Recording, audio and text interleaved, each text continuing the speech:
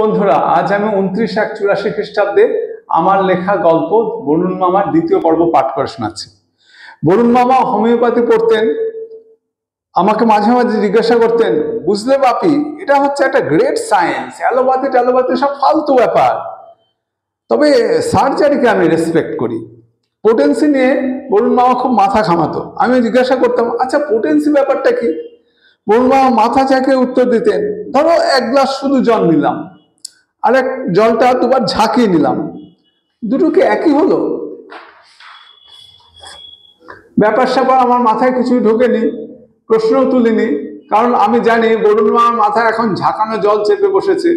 জল ঝাঁকিয়ে কি হলো আর কেনই বা কি হলো, এসব প্রশ্ন তোলা অনাবশ্যক। হোমিওপ্যাথির প্রতি তার পরম আস্থার নিদর্শন একবার পেয়েছিলাম। বরুণ মামা একবার কানে কম শুনতে শুরু করলেন। এমন অবস্থা হলো যে বরুণ মামা কানে আর শোনেনি না। সেই না শোনাটা পুরোপুরি না শোনা ছিল কি না সে বিষয়ে আমার একটু ছোট্ট সন্দেহ আছে। তবে কানের ব্যাপারে জিজ্ঞাসা করা হলে উত্তর দিতেন, হোমিওপ্যাথি চিকিৎসা করাচ্ছে। শেষ পর্যন্ত সে অগাধ বিশ্বাসের ফলে বরুণ মামা সম্পূর্ণ আরোগ্য লাভ করেছিলেন। পরিচর্যার ব্যাপারে তিনি খুব যত্ন নিতেন। চুল পরিচর্যার ব্যাপারে ঝাড়া 2 ঘন্টা লাগবেই। বরুণ মামা চাকরি পেয়ে যে সাইকেলটা কিনেছেন তার প্রতি তার অদ্ভুত অপত্য স্নেহ ছিল। এক শনিবার আমরা মাঠে ফুটবল খেলছিলাম। বৃষ্টির জন্য খেলা একটু আগেই তা বন্ধ করে দিতে হলো।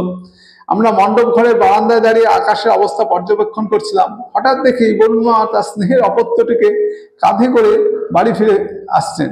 জিজ্ঞাসা করে জানতে পারলাম, পাছে সাইকেলের কিছু হয়ে যায় তাই এই ব্যবস্থা। অবশ্য সেই যাত্রায় সন্তানকে রক্ষা করতে গিয়ে পিতৃদেব 3 দিন প্রবল জ্বরে শয্যাশায়ী হয়েছিলেন। এহেন স্নেহ থেকেও সাইকেল হঠাৎ বঞ্চিত হয়েছিল।